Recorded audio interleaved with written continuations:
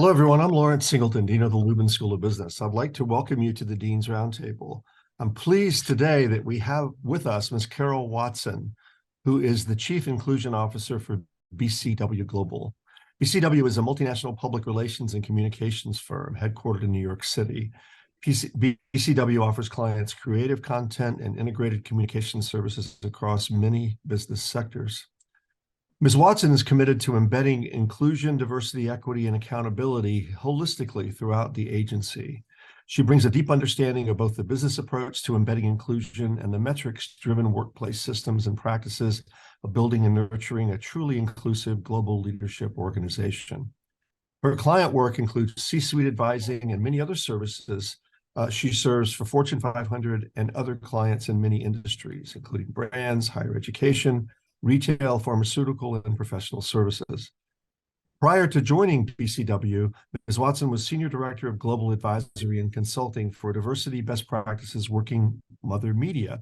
She also co-founded the marketing and media industry initiative Inclusive 100 with She Runs It, which brings together the advertising, media, and marketing ecosystem to benchmark workforce, workplace, and inclusive culture progress and share best practices.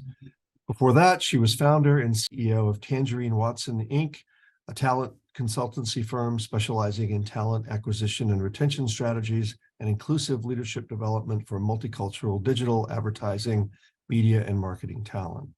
Earlier in her career, she served as a sales and marketing executive at the New York Times and Vibe Media.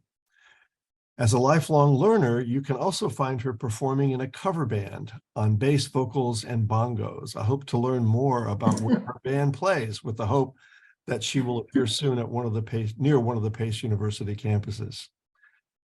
Ms. Watson received her BBA in International Marketing from Pace University, and she also holds a master's degree in Organization Development from Pepperdine University. She is one of the very many successful alumni of Pace University and the Lubin School of Business. Please welcome Ms. Watson to the Dean's Roundtable. Carol, I'd like to begin by asking you to just tell us a little bit more about your story and how you got where you are along the way. And welcome. Sure. Thank you. I forget how many things that I've been busy with when I hear those bios. I'm like, wow, it's been a long journey. I guess that, for the sense of this conversation, that the starting point and my relationship to Pace might be a good place. There are things that I've learned that, kind of reinforce how I made choices around all the things that you shared. But I remember I actually started as, I'm from New Jersey, and I lived very close to Rutgers University. So I wanted to go to LA, actually to UCLA, because I used to run track, and my parents said it was too far. So I went to Rutgers my first year, but I was not happy there because it was too big and you could only be a business major. And when I was in high school, I didn't know what marketing was or the term, but I used to go into the grocery stores and I was fascinated about what made people buy one cereal over the other, because there's so many choices. So I was, it felt a little peculiar, and I didn't know anybody else that had that curiosity. I didn't know what that was, but it was, so I was at Rutgers for my freshman year, and I remember coming to a performance at Pace. It was a dance performance. And I remember seeing on the, there was a listing on the wall, and it listed all the different marketing majors.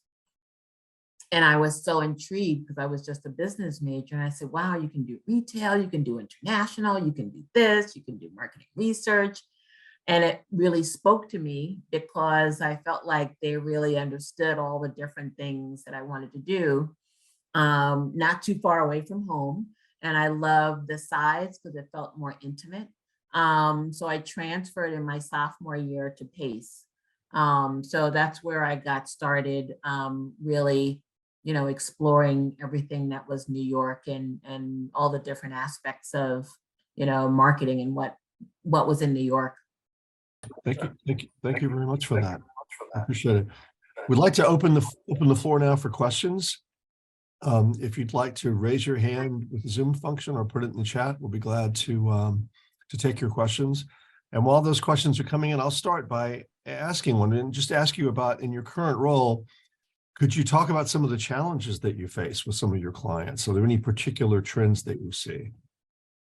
Yeah, so the work that I do, so the trajectory for me was to go my senior year. I did the co-op program at Pace, and I worked full time at an advertising agency. It was Coors Beer before it was National, and Bowl of Wine. And I did media planning my senior year and took the rest of my classes at night. So it started me on a trajectory of being in the media business. I worked at Essence and I did media and marketing, and I switched back and forth between promotions work and sales. I love the mix of being on the front line of business and selling, but also doing marketing and research and promotions and doing kind of more thoughtful work, strategy work. So I kind of, I moved from one to the other, was asked to launch the teen version of the New York Times at the time, because they wanted to, young people to really grab hold of what content was, which is what led me to Five Magazine. I was a publisher there because it allowed me to do both building a business and do the marketing strategy piece. So leading a business was a great experience. People stopped reading magazines. So I was gifted, I know that sounds strange, but I was gifted an executive search firm, Tangerine Watson. That's what got me into that business.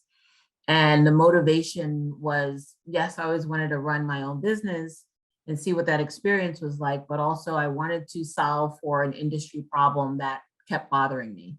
So it was that drive to try and solve for something, create solutions that under the umbrella of having your own business really allows you to try and test and explore without the limitations of a job function and a role in a company. So I've had the business for quite a while, and I sometimes would do side projects long after I stopped doing recruiting. But again, the challenges of the industry, why do companies still make missteps in marketing communications? How do they, why are they still getting things wrong when it comes to diverse customers? I saw the census change in 2008 and the demographics shift, and I felt like people were not paying attention. It was the confluence of the shift in demographics and my love of marketing communications and how to get smart around why we still are not, getting it right around, representation and imagery and communications. So that's what the short version of what brought me to go back to school. I wanted to understand the science and the art of how organizations behaved, how to change them, how leaders think. And it really, supported that. I'm glad I didn't, because I was, as a marketing major, you're always told you're supposed to go get an MBA. And, thinking about getting an MBA just never attracted me because I love the creativity of marketing. And it felt like, the finance piece of it. And so I postponed going back to school, though I love learning. I postponed going back to school after Pace because I felt like I couldn't figure out, like, well, what am I going to major in? What is that for? And so I went back to school very late in life to get my master's. And I'm glad I did. It was a mixture of people of all age ranges. But it was the right time for me because the reason for it was a lot more clear versus just getting a piece of paper because, everyone says you should just have this master's degree. So I'm glad I waited. But it was, my master's thesis was on embedding inclusion in the marketing communications process. And by that time I had relationships with marketers and brand managers and heads of marketing departments. So I was able to do the research in a more elevated way to help solve some of the challenges that and the things that were bothering me for many years. So it worked really well. Coming out of my master's degree program, I wanted to practice, like, where do I do this? And so working in a company that advised, hundreds of companies around the world really allowed me to test and try and advise and learn from, all the companies everywhere to see who was doing it right and to learn the best practices of, what other companies are doing.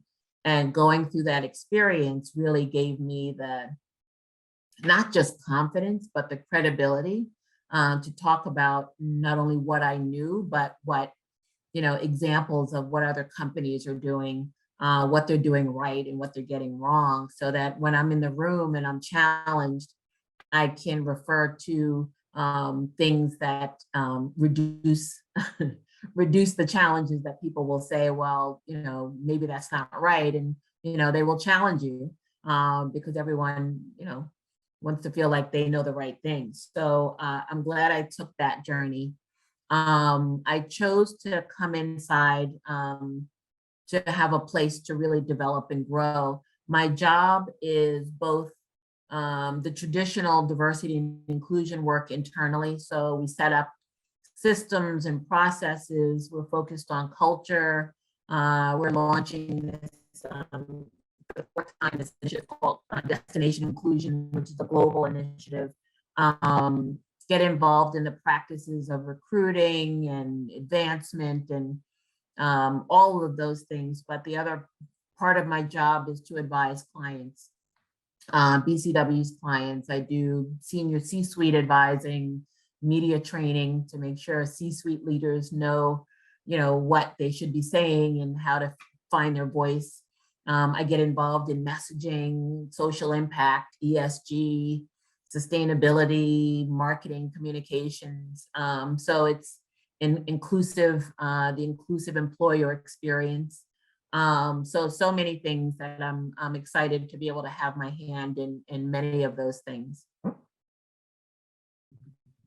That's right. Let me again encourage people to ask questions of Ms. Watson. Raise your hand or put it in the chat. Either one works perfectly well. Let me ask you that. What do you see in terms of how diversity, equity, inclusion initiatives have changed over the years? I'm sure they've changed dramatically, but during your career, what have you seen? Yeah. So, and I have to remind people all the time, being a person of a certain age, there's an expectation that, change happens, in an even keel, moving up. And you can see the change and it goes straight in a straight line, straight trajectory, but it actually has never been that way. So the history of diversity, equity, and inclusion is an evolution from just compliance of representation and keeping companies out of trouble and making sure there's no EEOC discriminations and lawsuits, and just, connected to the census and making sure we have, representation and that nobody, similar to sexual harassment, make sure there's no legal litigation around it. It's evolved over time to incorporate the conversation around inclusion and what is the behavior, what are the actions, what are the things that each individual should be doing, what are the things in the system, in the business system, how to make sure that the market is inclusive, the experience of employees and customers are inclusive. Now the more recent evolution, and I'll just separated from before George Floyd, but the more recent evolution is incorporating the concept of equity and starting to learn that equality means the same for everyone. And equity means to give, pay attention to what each individual needs at that time. It might be their life cycle time. It might be their, their life stage, or demographically what they need, physically, mentally, what do they need, class, learning style, neurodiversity, communication style. So every person has different needs and motivations. So thinking about what they need in order for everyone to be able to feel like they have equal access and equal opportunity. So that's the newest incarnation of the work, is thinking about what's equitable, what's fair, and what are the actions that are inclusive of leaders and of colleagues. We use the acronym IDEA. So it's inclusion, diversity, equity, and the A that we use is accountability. And we changed it from accessibility to accountability around the George Floyd milestone. So when George Floyd happened, there was a global shift in that, everyone felt like, now we need to pay attention around the world. We need to focus on this. We need to do things. And unfortunately, many companies did things that we now call performative. But people felt like they wanted to be on the conversation, and there was quite a bit that changed, right? So curricula on college campuses changed, names of Aunt Jemima, Uncle Ben changed, the Asia, Cold Darky, they only changed that, the Colgate hat. So there were significant changes that happened. What we've seen now in the research 3 years later is that there's a shift back to, dismantling a lot of things, especially in the US. So that's kind of the environment that we're in, dismantling it and de-resourcing a number of initiatives and budgets and people. And there's more of now a pendulum shift to being focused on feeling safe. So even ESG, environment, sustainability, and governance, which was part of the wave of change, is under attack. So companies are afraid now to say things, afraid now of paying attention to ESG. So that's a whole nother focus. I'll stop for Stephen. I'm sorry, I think Sophia had her hand up first. Can't see you, Sophia. Oh, it's okay. You can go if you'd like. No, go ahead. Okay. So is there any skill or any particular piece of knowledge from your international marketing courses at Pace that have stuck with you through today? And especially now, I know you said you're in London now. So is there anything that has stuck with you from Pace? I mean, I think it reinforced, there's been a reinforcement. And I couldn't even tell you, I can't remember, like when I used to go on interviews, honestly, when people would ask me, they always ask you like what your favorite professor was. My favorite professor was an African-American literature professor. And I can't remember her name now. I don't even know if she's still there. But it was not even the marketing courses that I remember, but it was all the other things. So what I found in marketing is that it's so much life experiences. And so the courses give you kind of a framework for how to think about things. And in international marketing, it really gives you a sense of the connectivity, the supply chain, how, marketing is different, communication styles are different, imagery is different. Yes, Elise, is she still there? I love her. I'm sorry, I was trying to unmute, and sorry, I'm not trying to take over Sophia or Carol, but yes, she is still here. She just celebrated 50 years of teaching here at Pace on Tuesday. Oh, tell her I was speaking her to truth. I have not talked to her, but Okay. still all these my 50 years later. Yes, yes. I remember her classes, so fondly. I'm a big fan. Well, I will pass along that message. Thank you. You're welcome. So yeah, international marketing, like it reminds you that there's so many different ways to market to someone that is around your lived experience and the culture and this, how things are distributed and how it shows up. I just finished doing a project for working with two large CPG firms that are global. And one of them, we had to do these, they wanted to change their policies around inclusive messaging on a global scale. And they were big on sustainability. And if I talk long enough, you'll figure out who it is. But what they asked us to do is to interview marketers around the world. And it was just like, you know, all the things that you learn get reinforced, and you feel the connection across your career. But it was, again, a reminder that, you know, paying attention to the cultural nuance, paying attention to and being open to, you know, how culture is different, how culture informs how people think about the customer. So talking to someone in Brazil about how they market to their consumers is so different from, you know, talking to someone in China. So you pull in all the things that you've learned to kind of help you manage that conversation and how you show up. Because, you know, people are going to look at me as an American that's in New York, and there's, you know, outside of the US, there's, you know, they don't feel good about Americans telling them how to do DE&I. They don't feel good about Americans telling them how to market because we have a very, you know, very dominant personality around those conversations. So it's humbling. I guess that's the one word that I would say from that course.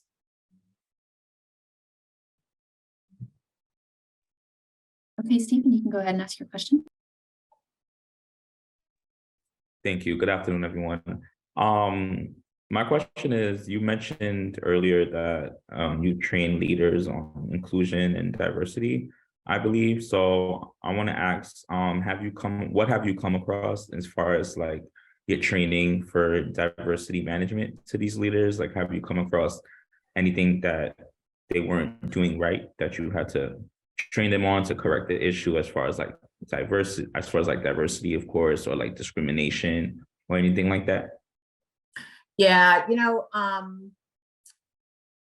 my point of view is that this work is lifelong learning, that it's not a course. And somebody literally just sent me a text about, and was in the press, so it's not private. Coke got into trouble for some diversity training. And I try and shift the word training to learning and development and remind people that it is lifelong learning. It's not something that is achieved in a classroom experience, but it's the, you know, it's the self-awareness of your lived experience. And so when I do it, it's really kind of giving people a sense of the multi-dimensions of their own personal culture and what in their circle of trust. And it's our lived experiences, all the dimensions of culture and your circle of trust, and how intentional or unintentional you are about really checking your own biases. You know, I've done trainings where there are Black leaders or Latin leaders, and they feel like they don't need to be in the room. And so I have to always remind people that we always show up with our own biases. And so that's kind of a regular reminder around that. You can't tell by looking at someone what their lived experience is. So I reinforce that because there's the bias that, you know, in this 2-inch screen, you're going to make a certain assumption about me and my lived experience, right? And I'm making an assumption about you. But there's so much complexity around everyone that, you know, we all have things to learn. So I focus on that. When it comes to leaders, we call it empathetic leadership. And there's a lot of, I use the Korn Ferry. Korn Ferry has, and for those of you that don't know, it's a consulting firm, talent consulting firm, but they have these competencies around inclusive leadership. And we have to give managers the why you should care, why it matters. And the competencies give them a sense of what's changed in leadership. And so it's not just servant leadership, you probably have all, you know, aware of, but empathetic leadership says that there's much more agility necessary for leaders because the workplace is much more complicated. There are 5 generations in the workplace. There's neurodiversity, there's hidden disabilities, there's workplace balance and, expectations around purpose. There's, the fluidity of gender expression. There's so many more things than there were 10 years ago. And there's a higher expectation, especially with young adults, around what the workplace is and what leadership is and what they expect from their managers. So giving them some grace around what's changed and what worked 5 years ago is not going to work now in order to be successful, so that they have some skin in the game of that it's a skill they need to learn versus fixing them, so that they want to build skill and competency to be competitive, to be considered a good, leader, so that when people do a 360 on their leadership, they can really articulate how that leader shows some agility, shows empathy, shows an ability to be a champion versus just an ally. And I could go on, but I'll stop there. Yeah, thank you. We have another question in the chat. I think you touched on this a little bit, but the question is a little more specific. What types of steps do you take to ensure or to work towards equity and inclusion? And that could be on the leadership level or on institution level, whatever. Yeah, so the simplest answer is that you have to audit and assess where your current state. And then, so you're auditing and assessing your current state might look at, your systems and practices, right? So how do you make decisions? What is the cultural norm of hiring, recruiting, assessing talent, determining who gets promoted, who's on a project, determining who's working on something. So are those things equitable? So pulling apart systems and processes and getting a sense of where you can build more equity and more fairness and more inclusion into that, and assessing the culture. So what is the current perception of the culture now? What do people, what does equity even mean in that culture? What might that look like? And then once you have an assessment and audit of where you are, getting alignment around where leadership, what the vision of leadership is, what is the business strategy? How does equity inform that business strategy? So it might be competitive external forces that are pushing the pressure. It might be the communities and geographies that they work in that informs that pressure. So for example, when it comes to disability, most countries around the world have rules around and expectations of companies to encourage companies to hire and support disabled populations. So that's a form of equity that might encourage, inspire, enforce for a company. Same thing with transparency. In London, you have to show pay transparency. In New York now, you have to do pay transparency. So sometimes the external policies push that forward. So looking at all those systems, whether it's supplier, diversity, are we being open to other suppliers or vendors, or do we just always pick who we know, who we're comfortable with, who we referred? The whole conversation of employee referrals and looking for jobs isn't very inequitable system because it really reinforces sameness. People are inherently drawn to and know the same people, and we have bias around the same. So, if you see a resume from PACE, I'm going to be more biased towards, if I know they went through the same program. That's not very equitable. If it's not a school I'm familiar with, I may not know the curriculum or who the people are. So, looking at all of those systems help to create more equity. But it's a very holistic, whole organization approach, similar to the people stuff. It's the whole life cycle of the talent experience.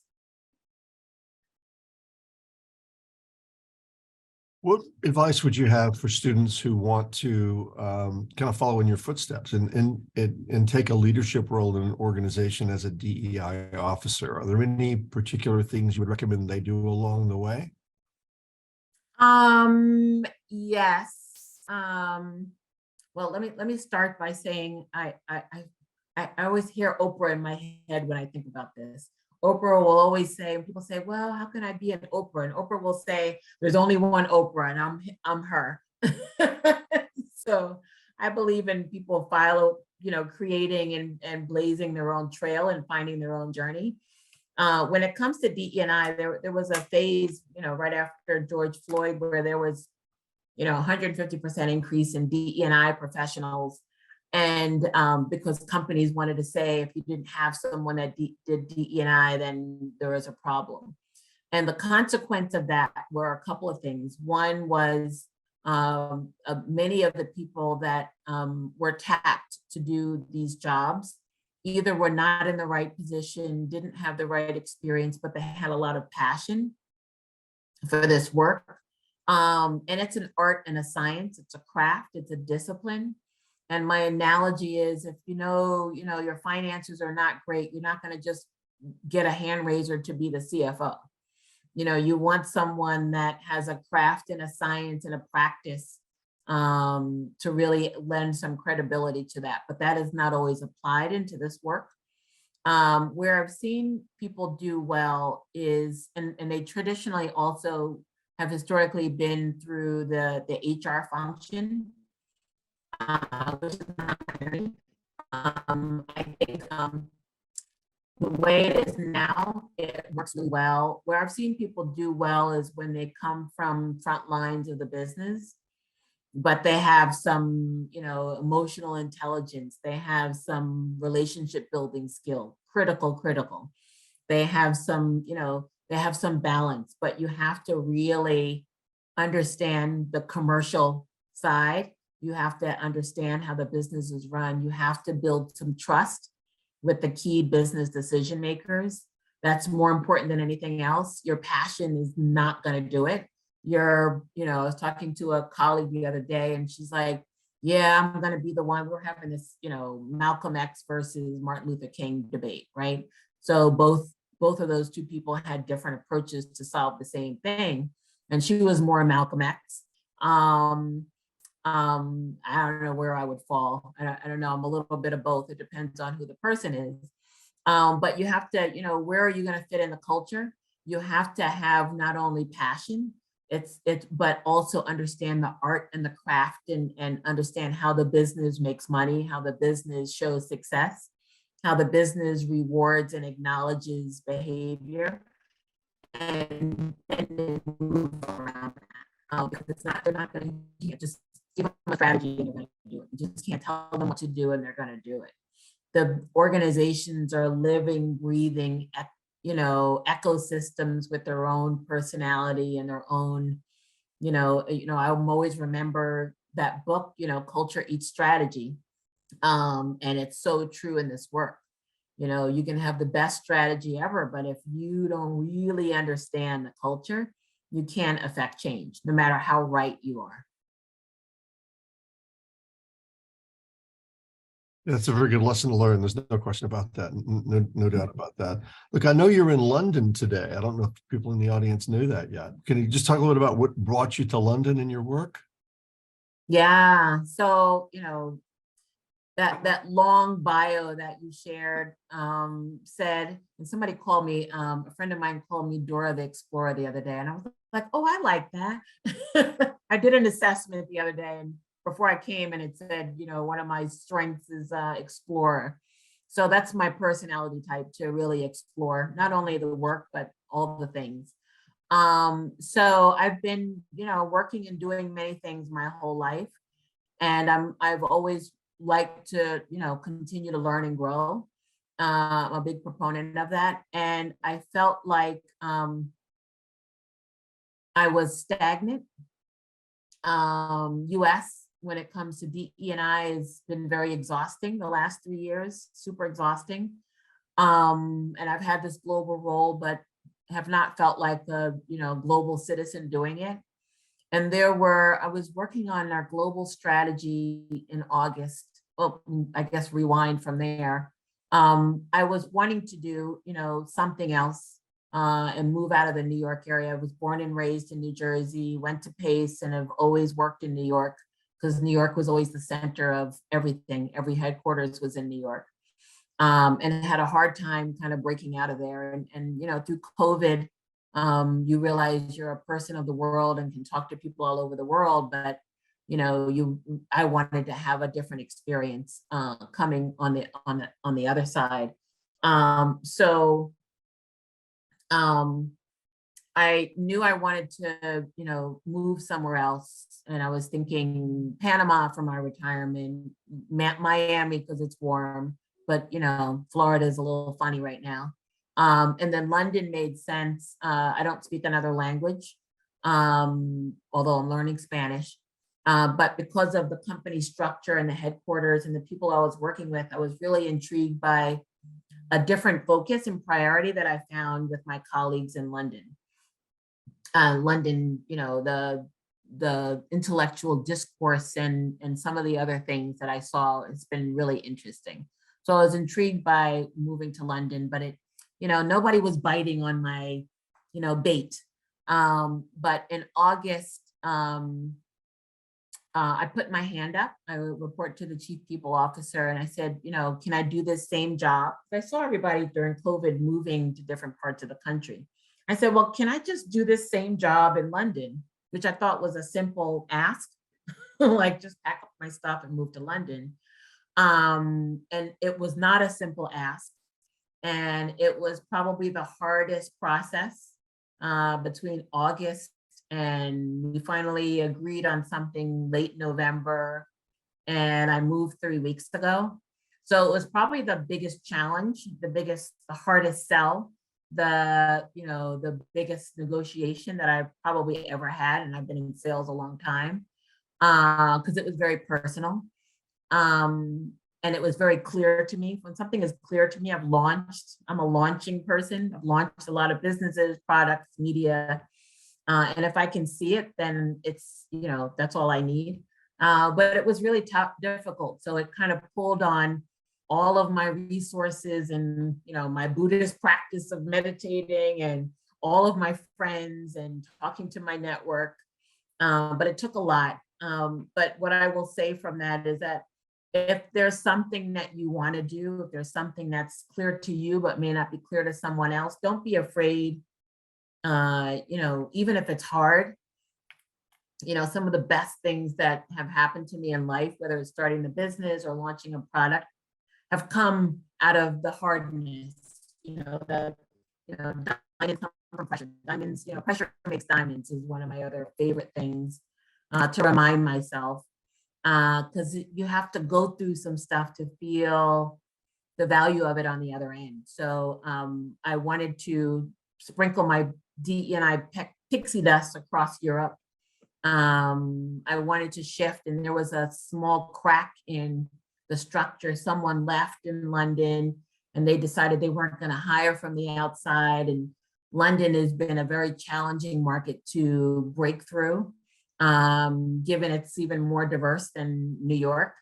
And so it's not mirroring the population that's here.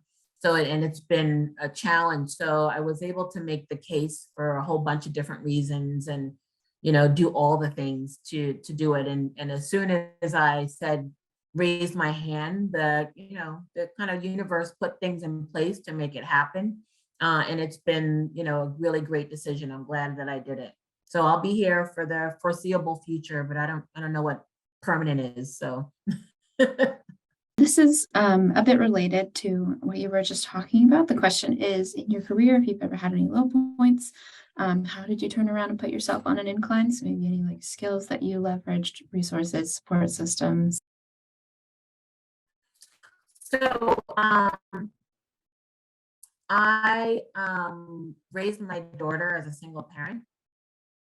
And I'm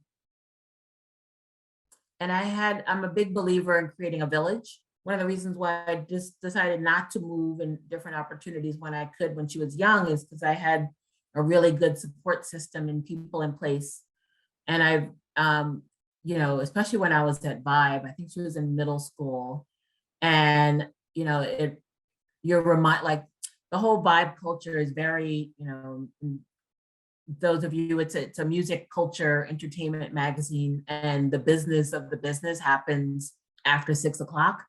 So it was a lot of, you know, the clients would come in and they wanted to go out and they wanted to do all this stuff. And, you know, I was a single parent, and it was all, you know, either men in leadership. I was the first woman publisher, or it was, you know, or either you were single or you were married and you had a wife that, you know, took care of everything.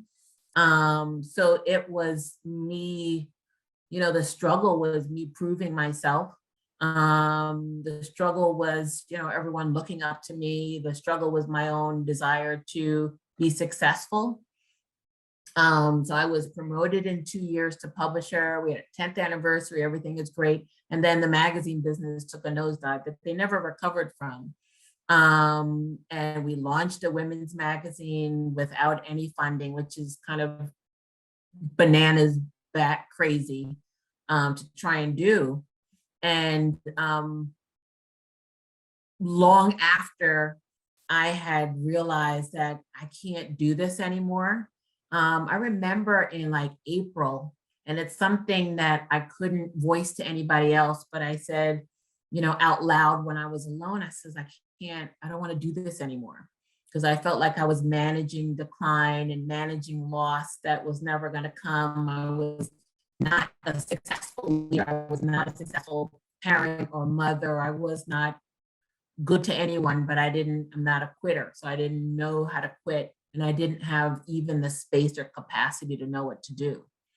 And then I was renovating my house, which is even crazier. And in June, came back from a big Target meeting, and I was feeling good on a Monday. And they decided, the board and the bank decided they wanted a new publisher. They were basically brought in the male publisher that was there before, because they were going to sell the business. So I was kind of, you know, I was immediately let go. It's the first time I was ever been let go from a position. And I was devastated. And I took a year off because I knew I didn't want to go to another magazine, but I didn't know what I was going to do. And I was renovating this house. But I hear of women leaders now, you know, there's this whole conversation of the lean in movement is gone. You know, Sheryl Sandberg and Susan Wojcicki from YouTube, they stepped down, and there's a whole conversation in tech about, you know, first they wanted all the women now, and they're opting out. There's a lot of conversation around that in through COVID. And I have a lot of opinions about that, but you know, that's a whole other conversation. But what I realized is that I needed to kind of find who I am and who I was. So that was very much a low point.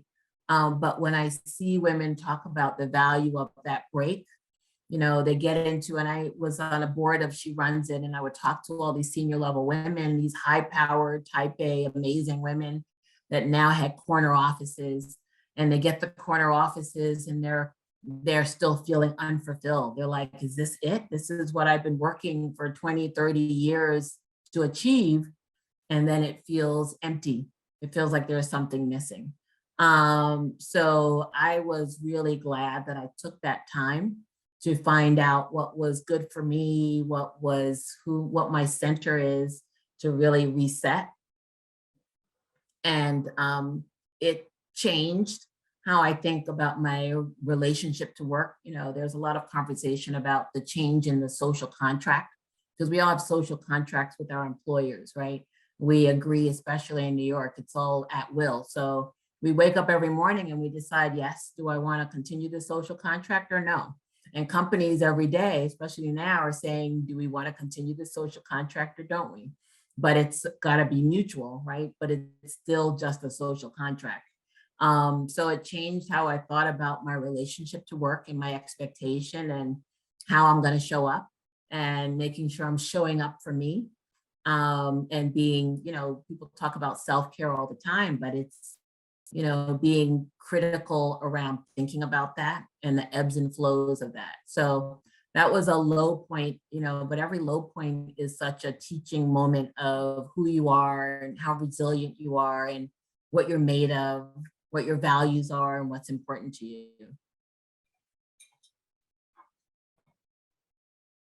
Go ahead, James. Hi, thank you. My question is, working with so many different people of so many different backgrounds, what would your best form of communication be to interact with everyone? Whatever they think their best form of communication is. So, I'm certified in Myers-Briggs, so I'm a big believer in agility, which is what we tell leaders. And we were just working on this project around onboarding clients with the PR industry. And one of the things that we talked about was even organizational systems have a preferred communication style. So the most important thing to remember is to even ask the person, the team, that organizational system and the company, what is the style of communication that works best for you? And it depends on the situation. So I just came off of a call where it was a global call and we were trying to get everybody's input into things. And so sometimes it's a little bit of experimenting. In a marketing field, we talk about many touch points, right? So you'll see a 30-second spot, then you see social media, and you see digital, and you'll see outdoor, and you see activations, and there are multiple touch points that are trying to drive home and get you to buy something. And this work is no different. So you need to give them that big vision. You need to be in town halls. You need to be in newsletters. But it's also that one-on-one. I was talking to my colleague in Spain, and we've talked for 2 years, but to really have an intimate conversation about what's important to her, what engages her, what's the conversation in that market is not something that I would get if I did a survey, if I sent an email, or if I just, said something in a town hall. It was that one-on-one that was critical to not only our relationship, but to being successful in that work. So I would say multiple forms if you're trying to change behavior, if you want people to be aware, as many forms of communication are possible. But there's an introvert extrovert piece. I'm an extrovert, and how you communicate to an introvert and is going to be different than an extrovert. So adjusting to what people's preferences are. I'm talking too fast, right? So, if people are not their first language, then being intentional about how you slow down, making sure that people know you can do subtitles. If there's, if they're just learning the language or, have audio, challenges around that. So all of those things are communication style that you need to adjust to.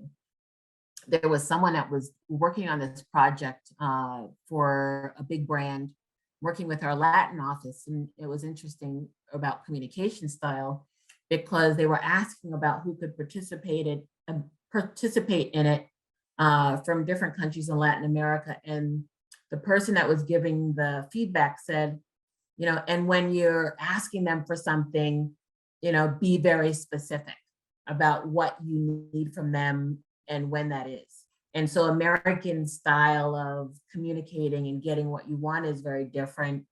So knowing who you're talking to, even geographically, knowing who you're talking to and what they need in terms of the organizational style, how their thinking style, there's a large percentage of people that have ADHD or dyslexia or, somewhere on that spectrum, and they each need different styles of communication, different styles of decision-making and processing.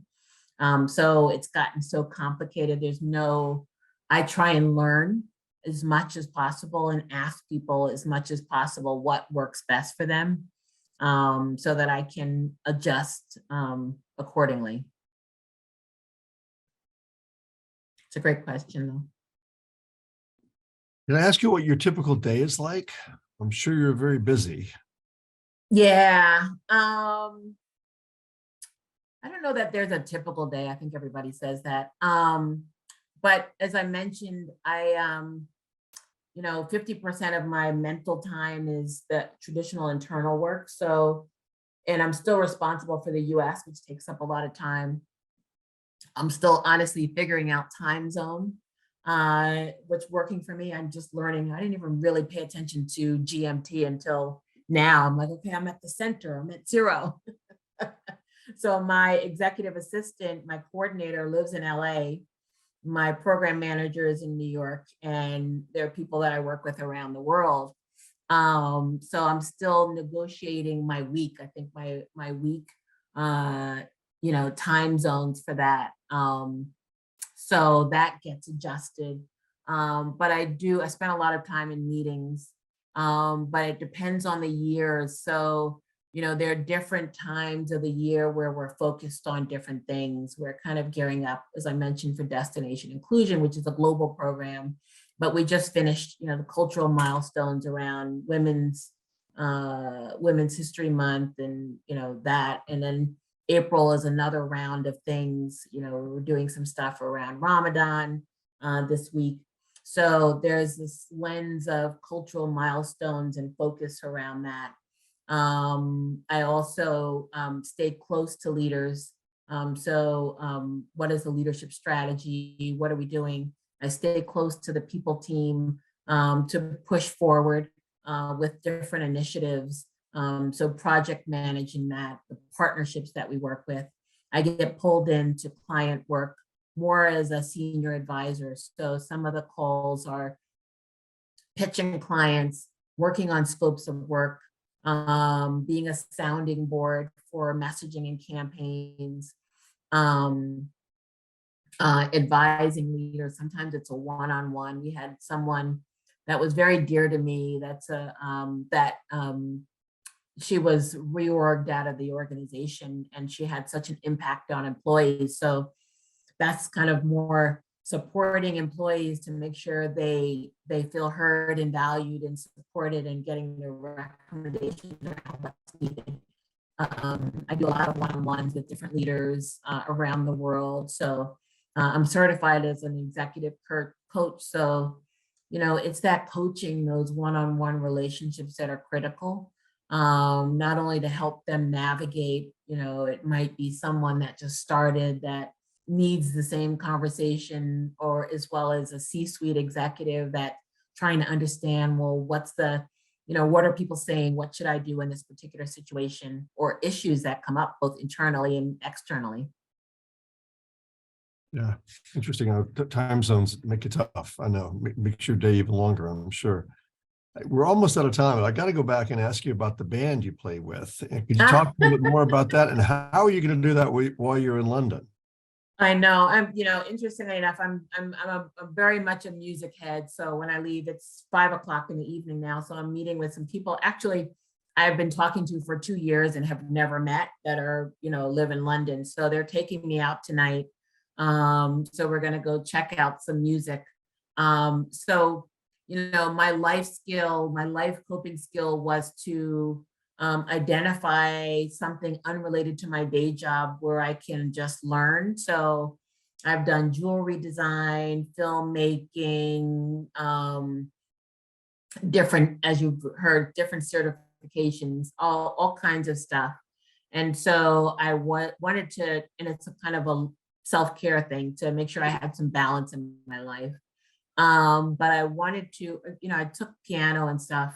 I was in a singing group when I was in high school, but had not done anything since I left high school, like nothing, didn't even think about it at all. But I bought my daughter a guitar that she never used. And in New York on 30th Street, they have a place called the Guitar Center.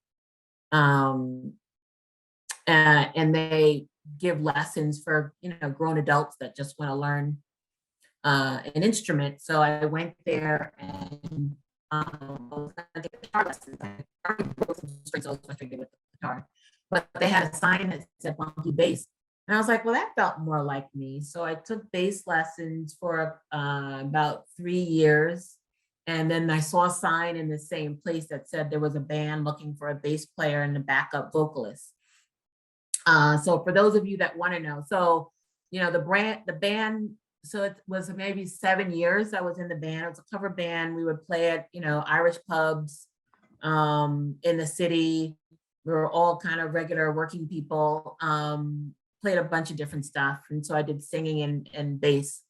The band is called Local Disturbance on Instagram.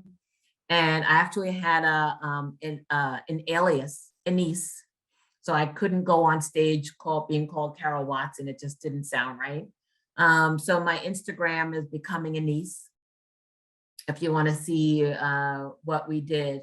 But the band kind of started working with other bands. So we kind of broke up. Although one person swears that we didn't. So when my stuff gets shipped in the next couple of months, I definitely want to build my music community here in London. There's music everywhere and so many different kinds of music. So I'm very excited about continuing to learn, because I'm still a beginner, and building community around that. Thank you for asking. That's great. It sounds great. Yeah, we'll definitely check it out. Look, we're out of time, but I want to thank you very much for spending part of your afternoon with us today at the Dean's Roundtable. As I mentioned at the beginning, she's a wonderful example of a very successful alumna of the Lubin School of Business and Pace University. We have a small token of our appreciation we'd like to send you. I can't hand it to you through the Zoom camera. Not sure how we're going to get it to you in London, but we'll find a way and look for that sometime in the near future. But thank you. No problem. Thank you very much. And thanks everyone for joining us today on the Dean's Roundtable. Thank you.